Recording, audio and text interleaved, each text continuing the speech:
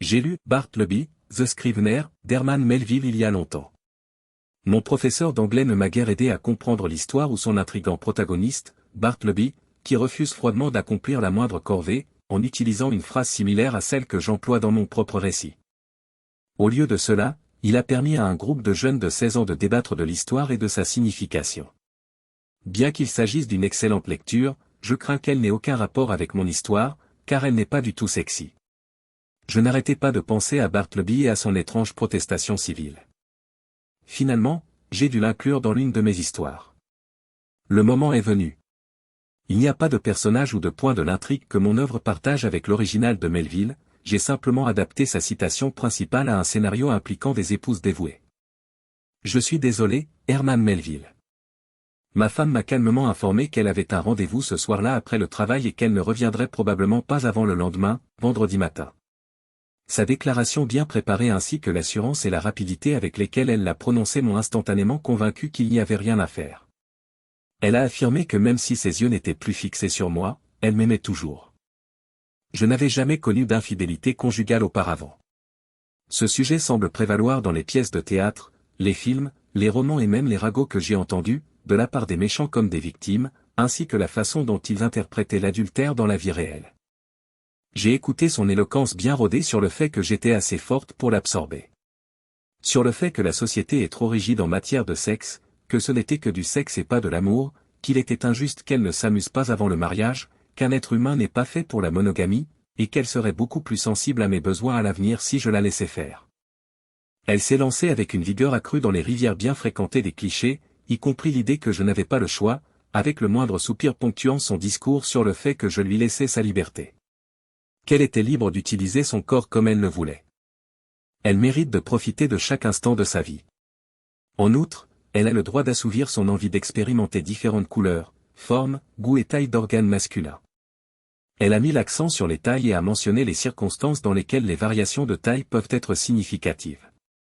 En effet, la taille du cerveau et l'argent ne faisaient pas partie de son menu. Tout ce qu'elle espérait, c'était des tests de goût. Je ne me décrirai pas comme physiquement faible ou doux, et je n'insinue pas non plus que je suis mal équipé. Je dispose d'une somme d'argent considérable et d'une intelligence au moins moyenne. Y a-t-il une façon plus humble d'affirmer cela? Non? Eh bien, sachez que je suis un spécialiste des fusées et que je suis ridiculement riche grâce à mon travail. Ma femme n'a jamais exprimé de grief. J'aurais pu réagir avec la férocité d'une bête monstrueuse lorsque celle qui fut l'amour de ma vie a conclu son discours. J'étais intérieurement en colère. J'aurais pu incarner le personnage d'Achab dans l'Ancien Testament, le chef vindicatif qui a un sentiment de supériorité et qui ne pense qu'à tuer l'énorme bête. Cependant, nous savons que cette histoire s'est terminée par une dévastation. Non, j'aurais dû suivre l'exemple de Melville. La signification du protagoniste singulier de l'histoire m'est soudain apparue clairement, malgré son message confus qui avait été un sujet de réflexion tout au long de ma vie. J'ai remercié mentalement Herman Melville de m'avoir enseigné la leçon de Bartleby lorsque ma femme m'a demandé de l'embrasser pour lui dire au revoir. Je ne préfère pas. Nous avons tous été témoins d'une chute de mâchoire. Il y a des moments dans la vie qui sont si étranges qu'ils vous laissent complètement abasourdi. On a envie de dire quelque chose tellement on est choqué. Vous devez parler. Vous voulez tellement dire quelque chose, mais votre cerveau a du mal à assimiler ce que vous avez vu, et vous n'arrivez pas à trouver les mots. La bouche de ma femme s'est ouverte, dans une expression grotesque de choc. J'avais envie de me lancer dans une tirade sur la morale, les vœux, les déclarations d'amour passionnées ou les menaces de punition sévère. Cependant, la simple phrase « je préférerais ne pas le faire » a suffi d'une manière étrangement profonde. Les gens possèdent souvent une force qu'ils sous-estiment et qu'ils reconnaissent à peine, la capacité de se contrôler. Le pouvoir réside dans le contrôle. J'avais le pouvoir sur la situation, j'ai donc choisi de ne pas m'engager. Naturellement, après avoir exercé ce pouvoir, j'ai dû faire face à un nouveau barrage de plaintes concernant mon immaturité, mon mépris pour ses besoins et une multitude d'autres griefs. Vous devrez accepter ma décision ou vous passez de moi, a-t-elle conclu. Je préfère ne pas le faire. J'ai remarqué une fissure dans son armure. Elle commença à faiblir légèrement, luttant pour maintenir sa façade déterminée. Je ne la menaçais pas. Je n'ai pas plaidé ni versé de larmes. Ma colère ne s'est pas retournée contre elle. Puis elle a commencé à négocier. Lors de son premier rendez-vous, elle a promis de ne pas rester dehors toute la nuit, mais de rentrer chez elle et de me dire à quel point elle m'aimait pour que je puisse me réapproprier son corps. Je ne préfère pas. J'ai répété cette phrase puissante. Ma femme s'est transformée d'une partenaire aimante en une avocate en puissance. Elle s'est battue avec moi, son mari, aussi férocement qu'elle s'était battue pour passer l'examen du barreau. 1 an avant notre mariage, elle avait apparemment oublié un cours de la faculté de droit. À l'époque, tous les étudiants de la classe rédigeaient des contrats de mariage pour leur propre usage. Le contrat était entièrement signé, notarié et juridiquement contraignant, car elle l'avait pris très au sérieux à l'époque. Elle a ensuite menacé de saisir ma maison, mon compte bancaire et même mon fonds fiduciaire si je demandais le divorce. Elle a déclaré que bientôt, elle aurait des relations sexuelles dans ma maison, dans mon lit, avec qui elle voulait, quand elle le voulait, et que c'est moi qui financerais tout cela. J'ai eu une réponse directe. Je préfère ne pas le faire. Ce soir-là, elle n'est pas revenue pour que je récupère son corps. Elle n'est pas non plus apparue le samedi après-midi ni le samedi soir. Ce n'est que le dimanche soir, alors que le soleil commençait à se coucher, qu'elle s'est traînée jusqu'à la maison. Elle avait l'air d'avoir été poursuivie sur les rochers par un animal féroce. J'étais en train de faire griller une côte de bœuf lorsqu'elle a posé son sac à côté de moi sur la terrasse. Je n'ai même pas pris la peine de la regarder. C'est ce que je pensais. Tu préfères ne pas m'embrasser en ce moment. Tu es d'accord ? Demandai-je en tournant le maïs d'un quart de tour et en arrosant la viande grésillante de marinade, tout en me concentrant sur ma tâche. Veux-tu me faire un de ces plats ? Je ne préfère pas. C'est exact. J'aurais dû m'en douter. Vas-tu jamais dire autre chose que « je ne préfère pas » ? C'est très vite dépassé. J'allais répondre quand elle m'a coupé la parole. Non. Ne commence pas. Je suis épuisé. Mieux vaut ne pas le faire. C'est une vraie punition. Il faut qu'on en discute, et il va falloir que tu dises quelque chose, alors la nuit va être longue. C'est tout ? Allez-vous demander le divorce ? Je suis sorti avec quelqu'un pendant 3 ans à la faculté de droit, 2 ans à l'université et 2 autres années après. Après 7 ans de relation et 5 ans de mariage, tu jettes tout en l'air en 2 week-ends pendant que j'explore d'autres options ? C'est ce dont j'avais besoin. Pendant des années, ça m'a rongé. Quand je t'ai épousé, j'ai cru que tout était résolu. J'ai promis de t'aimer toujours et pour toujours. Cependant, je ne pouvais pas côtoyer un autre homme sans m'interroger sur ses prouesses sexuelles. J'étais curieuse de savoir ce que cela ferait d'être avec un homme exceptionnellement doué, de me sentir capturée plutôt qu'aimée. J'avais besoin d'expérimenter et de comprendre ces différences. D'être la fille sur la couverture d'un roman d'amour, où le seigneur du manoir affirme son autorité sur moi, la pauvre paysanne, où le rude cow-boy revendique le droit de faire ce qu'il veut d'elle. Je m'excuse, mais je n'ai pas pu résister. Je devais voir, même si vous êtes un amant et un mari merveilleux. Je devais faire l'expérience d'autres hommes. Oh, ma chérie, je suis vraiment désolé. S'il te plaît, ne reste pas là en silence. Dis quelque chose. J'ai placé le steak et l'épi de maïs sur un pain grillé, je l'ai garni d'une pêche grillée et, pour la première fois depuis son retour, j'ai regardé ma femme. J'ai dit, je ne préfère pas. Non, ma chérie. Ne fais pas ça. Ne me traite pas si froidement. Crie-moi dessus. Menace-moi. Frappez-moi. Ne m'ignorez pas, s'il vous plaît. Je m'excuse sincèrement, je sais que j'ai eu tort. Je ferai tout pour me racheter. S'il vous plaît, reprenez-moi. Je préfère ne pas le faire, ai-je répondu. C'est alors que la situation s'est envenimée. J'ai brièvement envisagé de brûler complètement quelque chose pour elle, mais je me suis abstenu de lui faire griller un steak. Elle a essayé de communiquer dans les jours qui ont suivi, mais à chaque fois qu'elle a fait une demande, elle a reçu une réponse posée et polie. Je ne préfère pas. Lorsqu'elle m'a demandé ce que je préférais faire à la place, j'ai simplement haussé les épaules. Lorsqu'elle a essayé de me parler, je suis resté dans la pièce. Je ne l'ai pas interrogée à ce sujet. Elle essayait désespérément de gagner mon approbation, si vous voulez.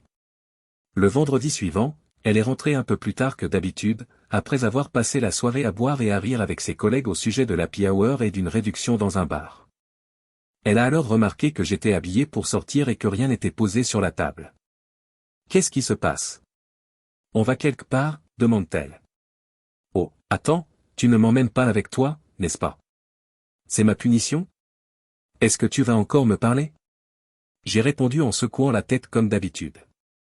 Je ne préfère pas. Puis je suis parti. Mes parents venaient en ville pour le week-end et je voulais dîner avec eux. Je ne voulais pas qu'ils soient impliqués dans notre drame domestique, alors je leur ai réservé une chambre au Hilton près de la rivière. Ils étaient ravis de passer une belle soirée avec un dîner sur une croisière fluviale, et ils étaient bien sûr au courant de la situation. J'avais toujours l'air en forme lorsque je suis rentré à la maison à 23h30. Ma femme, en larmes, m'a accueilli. Je suis allé me coucher. Je ne sais pas ce qu'elle avait en tête, mais quand je me suis réveillé le lendemain matin, j'ai senti l'odeur du repas qu'elle avait préparé. Cette fois-ci, ma femme a parlé sans poser de questions au préalable. C'était une nuit épouvantable. Je suis resté seul à la maison pendant que tu sortais sans moi. L'idée que tu étais en ville avec une autre femme ne cessait de me hanter. Je me sentais très mal. Je comprends maintenant ce que tu as dû ressentir pendant mon absence du week-end. Tu me répondras franchement si je te pose une question? Y avait-il une autre femme avec toi? J'ai répondu honnêtement, oui, car j'avais retrouvé mes parents, et ma mère est bien une femme. Son visage reflétait un flot d'émotions. Elle était anxieuse maintenant qu'elle savait que j'avais rencontré une autre femme la nuit précédente. Cependant, j'avais dit quelque chose de nouveau, quelque chose de différent. Cette conversation s'est avérée productive. Après le petit déjeuner, j'ai pris mon équipement de golf et je suis sorti. J'ai joué au golf avec mon père. Même s'il avait plus de 40 ans, il frappait la balle comme s'il était dans la fleur de l'âge. Pendant de nombreuses années, mon père a entraîné les Jeux Olympiques spéciaux au niveau local avant de devenir chef de l'équipe nationale, ce qui lui a valu une récompense pour service rendu à la communauté. Pendant le match, nous avons discuté de tout sauf de mon mariage. Je suis rentré à temps pour prendre une douche et me préparer pour le dîner. Alors que je descendais les escaliers et me dirigeais vers le garage, ma femme s'est approchée de moi. Elle était vraiment surprise de me voir habillé en smoking, et j'étais particulièrement heureux de voir son expression de surprise. Elle doit être quelqu'un de spécial pour mériter une soirée en smoking, a-t-elle remarqué. J'ai acquiescé.